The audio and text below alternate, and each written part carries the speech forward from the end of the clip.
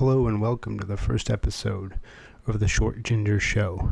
I am your host, The Short Ginger, aka Garrett Blackwell, and today will be my college football preview. For the first conference, I'm going to start with the ACC, and there's not going to be much of a surprise with this conference. I have Clemson winning because everyone has Clemson winning because they're a juggernaut. I do have a couple surprises I will go through. The first being, I think they will face Virginia in the ACC championship game. I really like Bryce Perkins. Last year he had 25 touchdowns to only 9 interceptions, along with 9 rushing touchdowns and 923 yards rushing. He very much reminds me of Vince Young. If you look at Vince Young's best season, he had 30 touchdowns, 12 more rushing, and 1,000 yards rushing. I think Bryce Perkins could have a Vince Young type year. Obviously, I don't think Virginia would go undefeated, but I think they could do some damage. To finish out on Clemson, when you look at the talent they bring back at wide receiver with T. Higgins and Justin Ross, they had over 100 catches, almost 2,000 yards receiving, and 21 touchdowns. I think those numbers will only go up. You look at last year, Kelly Bryant played a couple games when the offense wasn't as good, and Trevor Lawrence got hurt in the Syracuse game. I think they're all going to grow going into next year, especially Lawrence.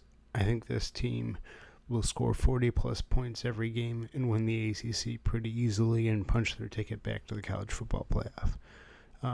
One other surprise I have for the ACC is I think Syracuse takes a dip back. I like Dino Babers and what he's building, but Eric Dungey made that whole thing go, and I'm just not sure they have a capable replacement to take over for him.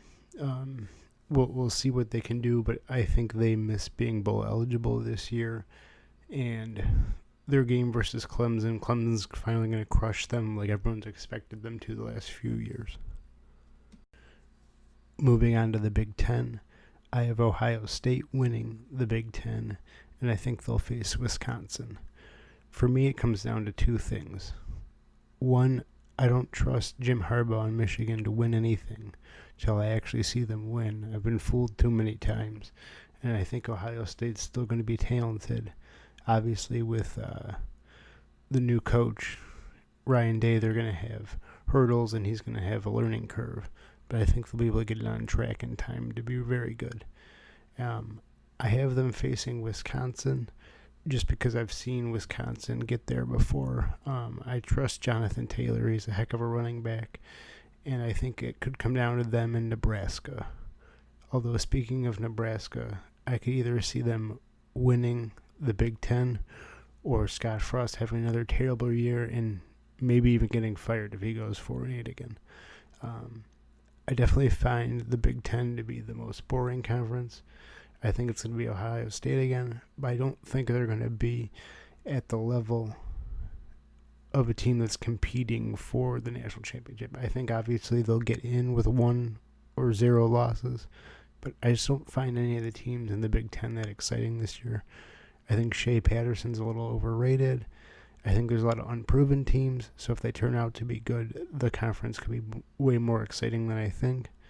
But I think it's just going to be another bland year for the Big Ten.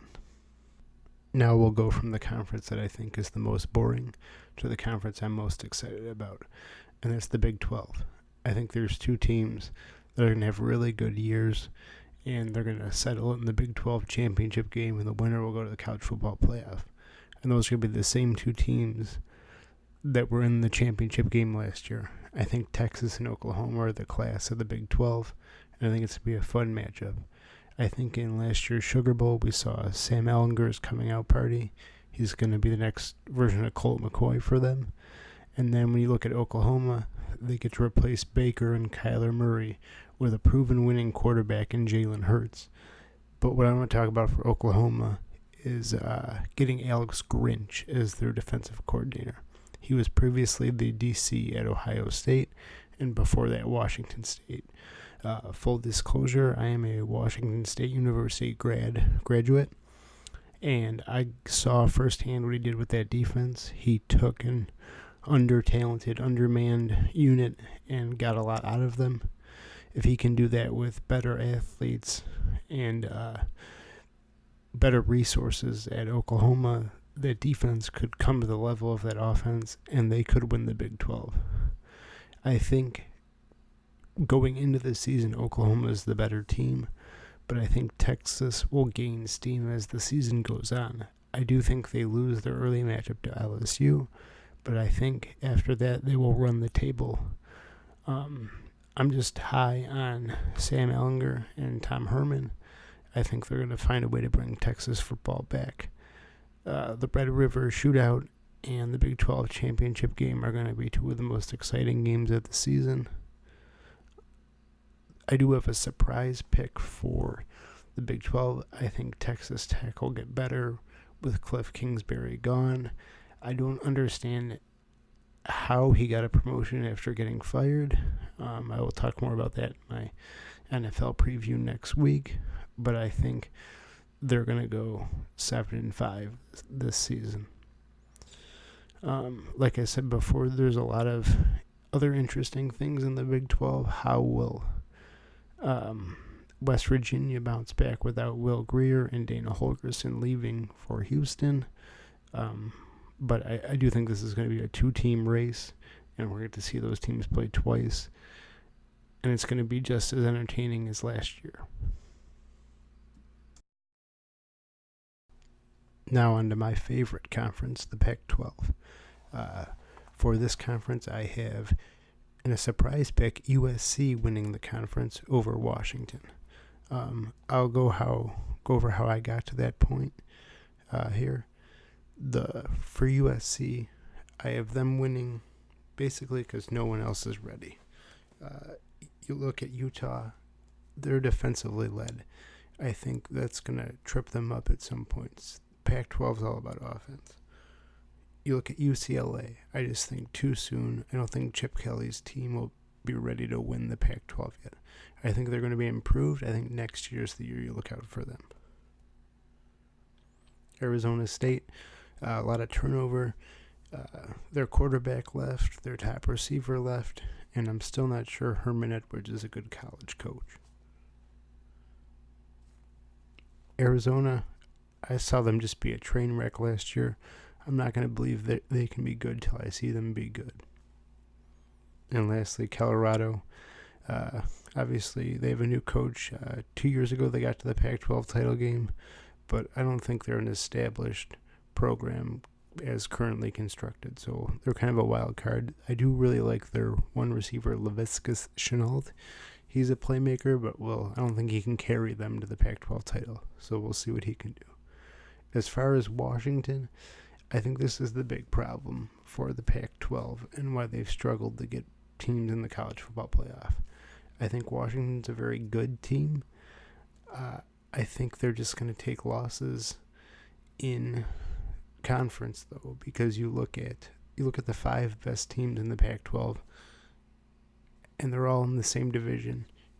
I mean, you got Washington has to play Stanford, WSU, Utah, and Oregon. I think they lose one of those games, and I think they just get upset in the Pac-12 title game because USC's rested, ready, and raring to go, and I think that leaves the Pac-12 left out in the cold again. One surprise pick I'm going to make for the Pac-12, or I guess it's not really a pick. I think that HBO series following Washington State around and giving us hours of Mike Leach is going to be a great watch. But again, I did go to Washington State, so I'm a bit biased, and that's also probably why I'm picking USC to beat Washington for the conference championship. We have one final conference left, and it's that one that always seems to be there at the end, the SEC. Now, I know you're probably thinking, Alabama's going to win it like they always do. But I actually think this is the year Georgia finally gets over the hump on Alabama and wins the SEC title. And I think they get to do it by beating Alabama in the SEC championship game. I look at the SEC East, and it's a 2-horse race. To me, it's Florida and Georgia. and I think Georgia's just the better team. I really like DeAndre Swift and Jake Fromm. If you look at their numbers, Fromm went 30 touchdowns, 6 interceptions last year, and Swift had 10 touchdowns and averaged 6.4 yards per carry.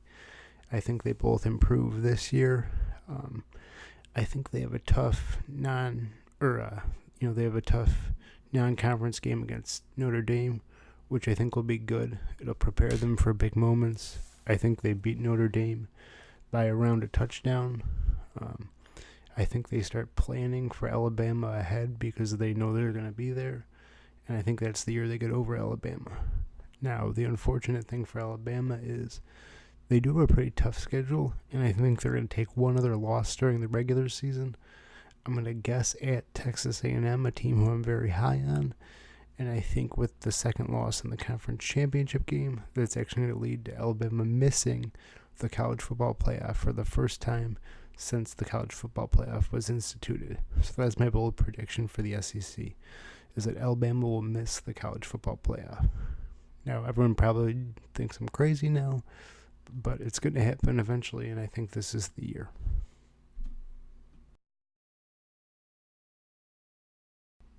So now, finally, what are my predictions for the college football playoff? I have number 1 Clemson going up against number 4 Texas. I have Clemson at 13-0 and Texas at 12-1. I think Clemson wins this game. I think Texas scores with them for a while, but obviously people's worry about Clemson is their defense now. With that whole front line went to the NFL, and it's can they replace them? And I think, obviously, I don't think their defense will be as good as it was last year, but I think given the 3 months of wins in the ACC and non-conference that they have, they'll have time to get their defense on track, and they proved to just be a little too much for Texas. I'm going to say they win 38-24. Then we move on to the 2-3 matchup where I have 12-1 Georgia versus 12-1 Ohio State, and I think Georgia just runs over Ohio State. I think they stop them on defense. I think they run and throw the ball on them on offense. I think it's a pretty easy win. I'm going to go 35-17.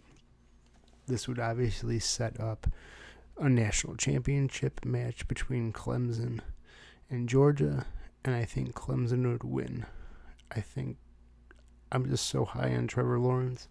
I don't think he's going to lose till I see it happen, and I think Georgia's going to have so many big, emotional, high-level games that you can't win them all, and eventually they're just going to slip up, and you can't slip up against Clemson. It has to be a perfect effort. I think Clemson wins the national championship 31-24. I also think Trevor Lawrence wins the Heisman. I know some of these predictions aren't super bold, but I think Clemson's going to be very good again. Back-to-back national championships, back-to-back undefeated seasons. I do think it'll be fun, so let's enjoy the ride.